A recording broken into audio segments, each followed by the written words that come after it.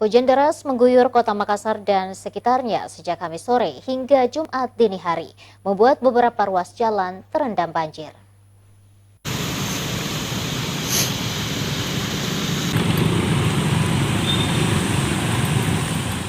Intensitas curah hujan yang meningkat 2 hari terakhir membuat beberapa ruas jalan di kota Makassar dan sekitarnya kembali tergenang air, mulai setinggi mata kaki hingga betis orang dewasa.